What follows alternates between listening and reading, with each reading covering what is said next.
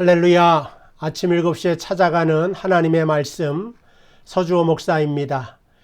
오늘도 하나님의 말씀 보겠습니다. 마가복음 9장 2절에서 8절까지 말씀입니다. 제가 여러분에게 봉독하여 드립니다. 엿새 후에 예수께서 베드로와 야고보와 요한을 내리시고 따로 높은 산에 올라가셨더니 그들 앞에서 변형되사 그 옷이 광채가 나며 세상에서 빨래하는 자가 그렇게 희귀할 수 없을 만큼 매우 희어졌더라. 이에 엘리야가 모세와 함께 그들에게 나타나 예수와 더불어 말하거늘 베드로가 예수께 고하되 랍비여 우리가 여기 있는 것이 좋사오니 우리가 초막 셋을 짓되 하나는 주를 위하여 하나는 모세를 위하여 하나는 엘리야를 위하여 하사이다 하니 이는 그들이 몹시 두려워하므로 그가 무슨 말을 할지 알지 못함이더라. 마침 구름이 와서 그들을 덮음에 구름 속에서 소리가 나되 이는 내 사랑하는 아들이니 너희는 그의 말을 들으라 하는지라. 문득 들러보니 아무도 보이지 아니하고 오직 예수와 자기들 뿐이었더라. 아멘. 오늘 예수님께서 제자들을 데리고 높은 산으로 올라가십니다. 2절 말씀에 보니까 높은 산으로 올라가셨더니 그들 앞에서 변형이 되시는데 엿새 전의 사건과 연결되어서 말씀하고 있습니다. 그래서 2절 말씀에 보니까는 엿새 후에 예수께서 라고 하는 말이 있죠. 엿새 전에는 어제 있었던 너희는 나를 누구라 하느냐 가이사랴 빌립보에서 제자들에게 주님께서 질문하시고 그 황제의 도시에서 제자들을 또 훈련하시는 주님의 모습을 보게 됩니다. 또 이 사건 독립적으로 존재하는 것이 아니라 그 맹인이 점진적으로 눈을 뜨듯이 제자들의 깨달음도 점점 깨달아지는 것을 표현하는 것으로 제가 여러분에게 설명을 드렸습니다. 오늘도 마찬가지로 변화산에 올라가시면서 주님께서 점점 제자들의 눈을 뜨게 하는 훈련을 하시고 또 성장을 위한 시간, 훈련을 위한 시간이 되는 것을 알게 됩니다. 그래서 오늘 보면은 예수님께서 혼자 올라가는 것이 아니라 베드로와 야고보와 요한을 데리시고 따로 높은 산에 올라가셨다 이렇게 나오고 있습니다. 여기서 이 세 제자는 수제자 그룹이라고 사람들이 많이 이야기를 합니다. 그래서 특별히 주님께서 아끼시던 제자들이다. 근데 저는 좀 더 다른 시각으로 이것을 보아서 예수님 측면에서 생각해 보면 예수님께서 특별히 편애하는 세 사람이 있고 그 사람을 위해서 차별을 두셨다 하는 것은 좀 생각하기 힘들지 않겠습니까? 그래서 특별히 이 제자만 데리고 올라가신 것은 그들을 편애하고 그들을 특별히 아껴서가 아니라 제가 생각할 때는 이 세 사람이 가장 변화가 필요한 사람들이었기 때문에 이 세 사람에게 나머지 공부를 시킨다는 의미로 이 세 사람을 변화산으로 올라갔다라고 하는 생각을 좀 갖게 됩니다.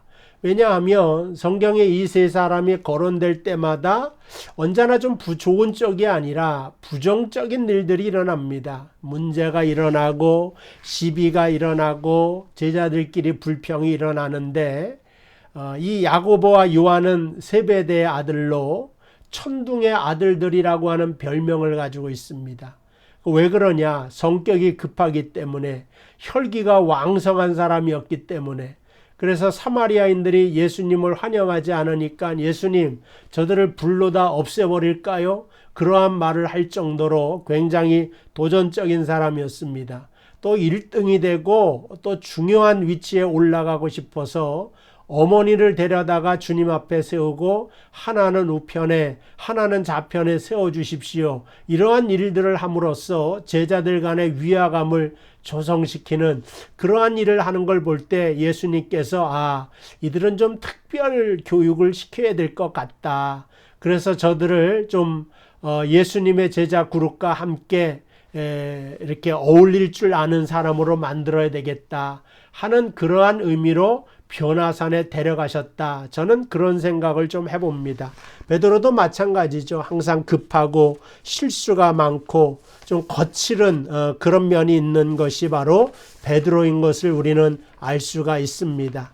자, 그러면은 그 가르침의 교실이 오늘은 높은 산입니다.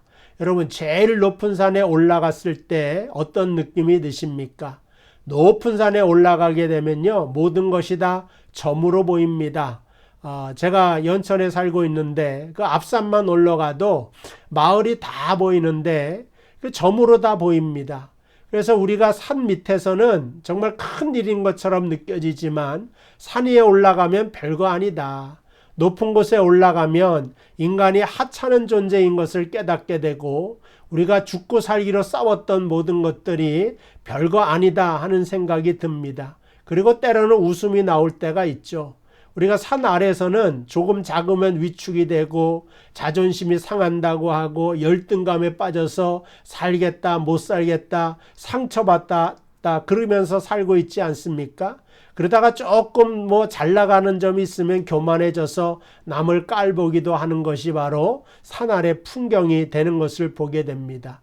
우리가 알다시피 변화산에서 내려와 보니까는 거기에 귀신 들린 사람이 등장해서 주님 앞에 섭니다. 그래서 아버지가 얘기하죠. 제자들은 능히 고칠 수 없습니다. 그때 주님께서 기도 외에는 이러한 유가 나갈 수 없다고 하시면서 귀신을 내쫓는 장면이 있는데 산 아래서 보니까 어둠의 권세에 사로잡혀 물고 뜯고 말이 아닌 삶을 살게 되는 것을 보게 됩니다. 어쨌든 산 아래서는 나는 부자다. 위에서 보면 웃깁니다. 우리 아들 키가 190이다. 그 불과 10여 cm 더 큰 거 가지고 우쭐대는 이러한 세상의 사가 정말 그러면서 아웅다웅 사는 것이 정말 우습다 하는 그런 생각이 듭니다. 그래서 저는 때로는 산에 올라가기도 하고 비행기를 타다 보면 설교를 듣는 생각이 납니다. 저 작은 점과 같은 것에 불과하고 아무것도 아는 일 때문에 목숨 걸고 사람들이 싸우기도 하고 평생을 그 욕망과 욕심에 따라서 살아가면서 남의 가슴에 못을 받고 상처를 입히면서 사는 것을 보면 주님께서 그것을 깨닫기 위하여 제자들을 높은 곳에 들이신 것이 아닌가 그런 생각을 좀 해봅니다. 그래서 엿새 후에 주님께서 변화산으로 올라가십니다. 그래서 이 제자들로 하여금 일상을 떠나 하나님과 밀착된 시공간 속으로 옮겨져서 똑같이 하나님이 하늘 위에서 인간사를 내려보시는 것처럼 제자들도 높은 산에 올라가서 아마 그 인간사를 내려보면서 좀 더 넓은 마음을 품고 살아가라. 커다란 하나님의 비전을 품고 큰 사랑으로 영혼을 구원하는 그러한 마음을 갖게 하기 위하여 산으로 올라가게 하신 것이 아닌가 하는 생각이 듭니다. 그러면서 산에 올라가셔서 주님께서 변화되시는데 여기서는 주님께서 우리가 제자들 보고 야 산에 올라왔으니까 똑바로 보고 배워라. 너희도 이렇게 살아라. 지시하지 않고 먼저 변화되셨다 하는 것입니다. 누구든지 지시를 받고 명령을 받기를 싫어합니다. 그래서 이렇게 하려고 하는데 지시를 하면은 하려고 하다가도 하기 싫어지기 마련이고 괜히 하고 싶지 않는 마음이 생기게 되는 것을 보게 됩니다. 그런 것을 알기 때문에 예수님께서도 제자들에게 야 그렇게 살지 말아라 이렇게 바꾸고 저렇게 변화되어라 하는 것이 아니라 스스로 먼저 변화되셨다. 자신이 모범이 되어서 변화되는 것을 보시면서 제자들에게 설교하신 것을 알게 됩니다. 자, 변화된 모습이 옷이 광채가 나는데 세상에 빨래하는 자가 그렇게 희게 알 수 없을 정도로 희어졌다라고 하는 것입니다. 근데 먼저 거룩해지신 거죠. 먼저 깨끗해지신 것입니다. 먼저 올바른 길로 가신 것을 보여주는 것을 알게 됩니다. 로마서 13장 14절에 보니까 오직 예수 그리스도로 옷 입고 정욕을 위하여 살지 말고 육신의 일을 도모하지 말라 하는 말이 있습니다. 그러니까 오늘 우리도 예수님처럼 흰 옷을 입어야 되는 예수 그리스도로 옷 입는 사람이 되어야 된다. 그래서 주님을 본받아서 그 사랑을 본받고 희생하심을 본받고 섬기심을 본받아야 된다. 그래서 이 야고보와 요한과 베드로를 데리고 간 것입니다. 베드로도 예수님, 여기 있는 모든 사람들이 다 주님을 배반해도 나는 배반하지 않습니다. 이게 무슨 뜻이에요? 나만 잘났습니다. 그런 뜻이죠. 이 사람에게 겸손의 흰옷을 입히기 위하여서 낮아짐의 흰옷을 입혀지기 위한 것을 가르치기 위하여 변화산에 올라간 것을 보게 됩니다. 어쨌든 그곳에서 모세와 엘리야와 함께 이야기하시는 예수님을 보고 베드로가 어쩔 줄 몰라서 주님 앞에 초막셋을 짓겠습니다 말을 하죠. 그때 예수님께서 산으로 내려가자 말씀하십니다. 신앙생활은요, 은혜의 감격과 환희만으로는 살 수가 없다. 저 산에 지지고 볶고하는 자리에 올라가서 또 내려가서 그들과 함께 지내면서 그들을 변화시키고 그들에게 복음을 전하는 것이 바로 믿는 사람들의 본 모습이다 하는 것입니다.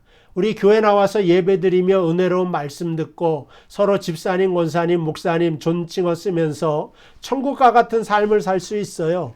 근데 어떻게 돼요? 또 세상으로 나아가서 거기 원수 같은 사람을 만나면서 그들에게 사랑을 실천하고 그들에게 빛된 삶을 살아가는, 그러다 보면 마음이 아프기도 하고 배신을 당하기도 하지만 그러한 일을 통하여 더욱더 주님의 사람임을 나타내는 것이 믿는 사람의 본분이다 하는 것을 깨닫습니다. 변화산에서 주님과 함께 영원히 사는 것도 중요하지만 주님께서는 산 아래로 내려가서 복음을 전하고 빛된 삶을 살아라 명령하십니다. 오늘 여러분도 이 말씀을 들으면서 오늘 하루 세상 속에 살아가면서도 주님의 변화된 모습을 본받아서 여러분도 변화된 인생을 살게 되기를 주님의 이름으로 축복을 드립니다. 내일 이 시간에 뵙도록 하겠습니다. 승리하는 하루 되시기를 주님의 이름으로 축복을 드립니다.